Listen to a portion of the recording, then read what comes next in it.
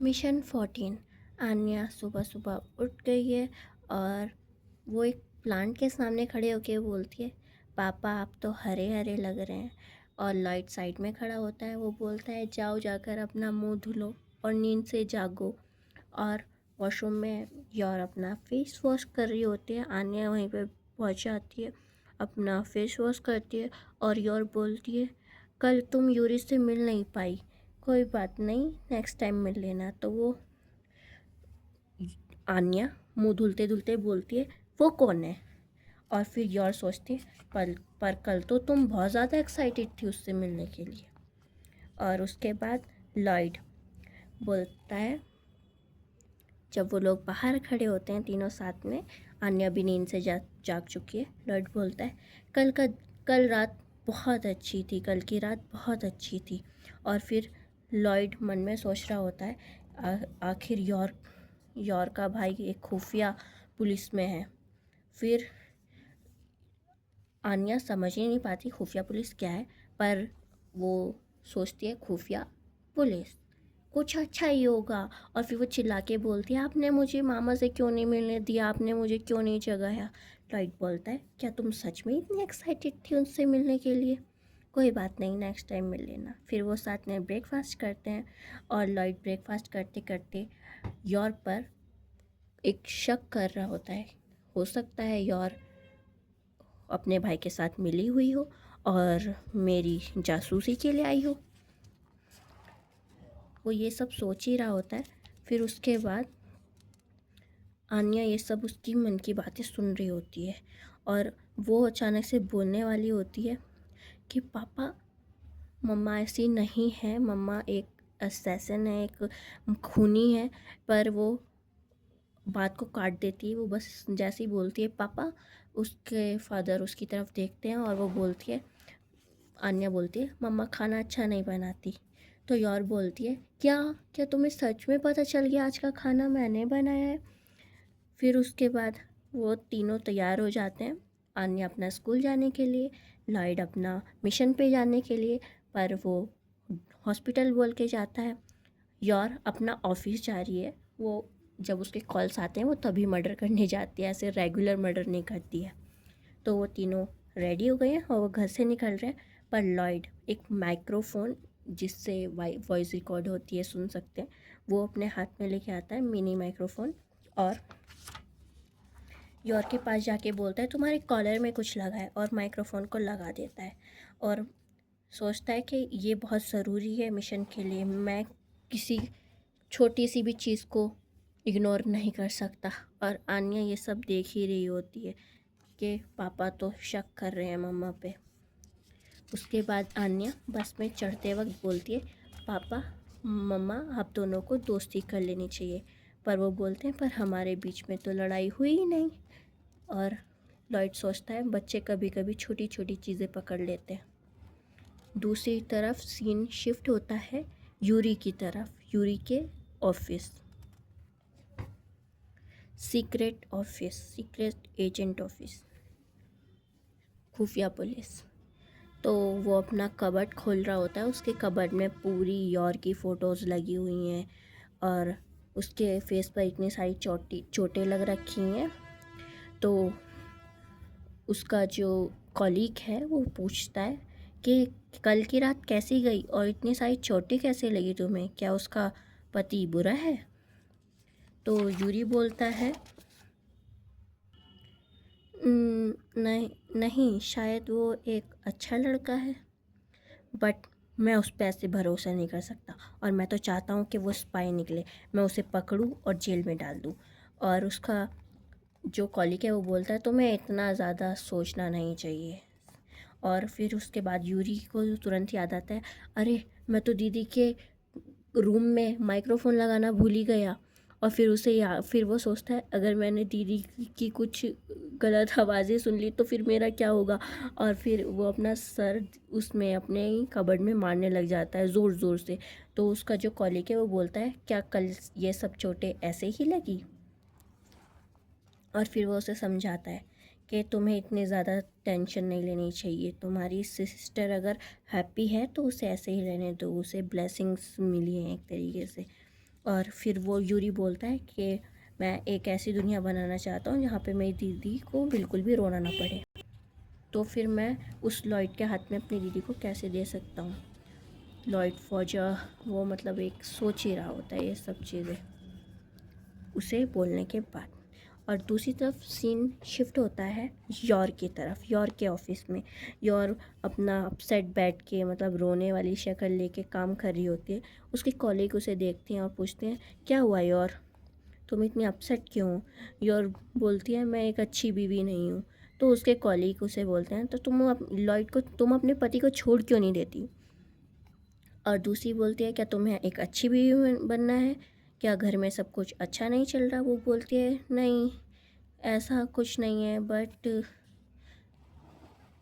मुझे एक अच्छी बीवी बनना है, वो ऐसा बोल रही होती है। दूसरी तरफ लॉयड उसकी सारी बातें सुन रहा होता है और उसकी जो कॉलीग्स हैं उसे बता रही होती हैं कि तुम्हें जो है अपने हस्बैंड को छोड़ देना होता है, छोड़ देना चाहिए। तो लॉयड ये सुन के बोलता है कि इसके कॉलीग्स इसके दोस्त कम दुश्मन ज़्यादा है।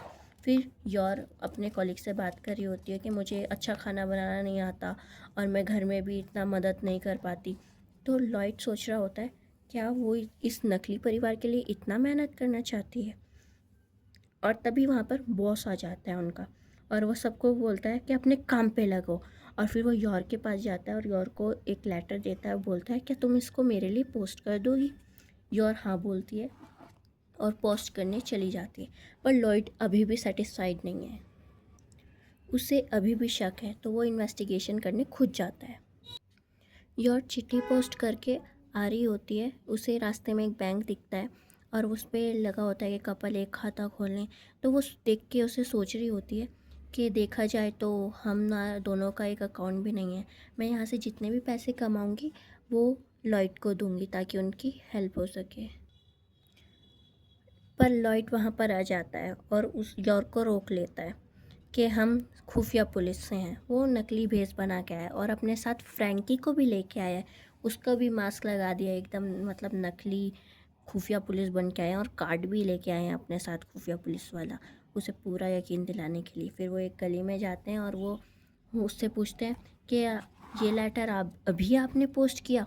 वो दूसरा लेटर लेके आ गए हैं और उस लेटर में जो ऊपर एक मतलब बिल्ली टाइप की बनी होती है, रकून डॉग, रकून बना होता है। रिमेंबर डोरेमोन रकून डॉग, वैसा ही रकून डॉग बना होता है। तो वो उसे दिखा के बोलते हैं कि ये एक खुफिया कोड है, आपने ये अभी पोस्ट किया। तो वो डर के बोलती है हाँ ये मैंने पोस्ट किया, पर ये मेरे बॉस ने मुझे पोस्ट करने के लिए बोला था। तो यहाँ पे फ्रैंकी थोड़ा अपने कैरेक्टर में ज़्यादा ही घुस जाता है और वो ज़्यादा ओवर एक्टिंग करने लग जाता है कि आपको पता है ये एक कितना ख़तरनाक लेटर है, ये है वो है। अगर मतलब पिछले अभी कुछ टाइम पहले हमने एक लड़की मतलब इंसान को पकड़ा था, पर उसके रिश्तेदार खुफिया पुलिस में थे इसलिए वो बच गया। अगर आपके कोई भी रिश्तेदार और घर वाले कोई खुफिया पुलिस में है तो तुम भी बच सकती हो। तो यौर वहाँ पे बहुत ज़्यादा घबरा जाती है और बोलती है देखिए मेरे हस्बैंड और मेरा भाई दोनों ही बहुत अच्छे नागरिक हैं, वो दोनों ही एक आम इंसान हैं। और अगर आपने मुझे या मेरे घर वालों को परेशान करने की कोशिश की तो मैं आपको नहीं छोड़ूंगी। पर फ्रैंकी तो फ्रैंकी है, वो उसके पास आगे बढ़ता है। अगर तुम हमारे साथ खेल खेल रही हो ना, मजाक कर रही हो ना, ऐसा बोलते हुए उसके आगे बढ़ता है मतलब हाथ लेके। तो उसका हाथ पकड़ के उसे ही मोड़ देती है और वो फिर से बोलती है कि मैं एक मैरिड वूमन हूँ, मुझे टच करने की ज़रूरत नहीं है। तो लॉयड वहाँ पे बोलता है कि मैम हम समझ सकते हैं, हम आपको छेड़ने की कोशिश नहीं कर रहे हैं। तो फिर वो दोबारा से फ्रैंकी को बोलता है दोबारा से वो लेटर चेक करो। पर फ्रैंकी अगेन ओवर एक्टिंग की दुकान है, प्रॉपर ओवर एक्टिंग की दुकान है। वो उसे ओवर एक्ट करके चेक करता है मैसेज को, लेटर को, और बोलता है अरे ये हमसे गलती हो गई, ये कोड ए नहीं ये कोड डी है, ऐसा करके वो बहाना बनाते हैं और फिर लॉयड, जो कि एक खुफिया पुलिस बन के आया है, भेस बदल के आया है, वो उससे माफ़ी मांगता है, मैम आप जा सकती हैं और मैं उम्मीद रख करूँगा कि आप ये बात किसी को नहीं बताएंगी। फिर योर वहाँ से चली जाती है और लॉयड अपना मास्क उतारता है और फ्रैंकी फिर उसका फिर से मजाक बनाना स्टार्ट कर देता है। और तो तुम्हें बुरा लग रहा है उस पे ऐसे डाउट करके या शक करके? मैंने तुम्हें पहले ही बोला था उस पर शक मत करो। तो लॉयड को ये बात सुन के गुस्सा आ जाता है और वो उसका मास्क खींच के फेंक देता है और बोलता है तुम्हारी शक्ल की तरह तुम्हारा ये बात भी मुझे बहुत बुरी लग रही है। और फिर फ्रैंकी चिल्ला के बोलता है ओए, ये मास्क तुमने ही मुझे दिया था ना, और मैं इस मास्क को लगा के एक गर्लफ्रेंड बनाने वाला था।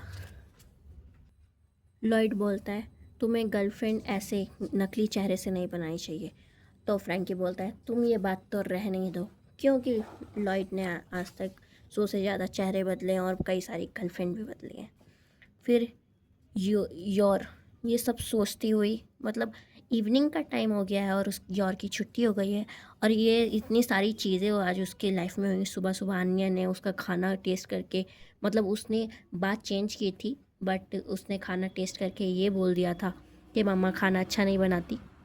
और दूसरा स्कूल में, सॉरी ऑफिस में उसको लेटर पोस्ट करने के लिए दिया गया और खुफिया पुलिस उसे मिल गई और इतनी सारी चीज़ें उसके साथ हुई। तो वो थोड़ा सा टेंस होके घर जा रही है और फिर लॉयड आ जाता है वहाँ पर, यॉर्क को रोकता है और यॉर्क को रोकने के बाद उसके कॉलर में फिर से बोलता है कि तुम्हारे कॉलर में कुछ लगा है और उस माइक्रोफोन को निकाल लेता है। फिर यॉर्क पूछते हैं आप इतनी जल्दी यहाँ? तो लॉयड बोलता है कि हाँ आज मेरा काम जल्दी ख़त्म हो गया तो मैं आज जल्दी घर पे आ गया। उसके बाद सिग्नल खुलता है तो वो लोग चल के जा रहे होते हैं और फिर लॉयड उस माइक्रोफोन को फेंक देता है और यॉर पूछती है आपने अभी क्या फेंका? तो वो बताता है वो तुम्हारे कॉलर से निकला हुआ कचरा। और लॉयड बोलता है कि हमें घर चल के कुछ अच्छा बनाना चाहिए। और यहाँ पर यॉर उसे बोलते हैं कि मैं बहुत खुश हूँ मेरी शादी आपसे हुई है।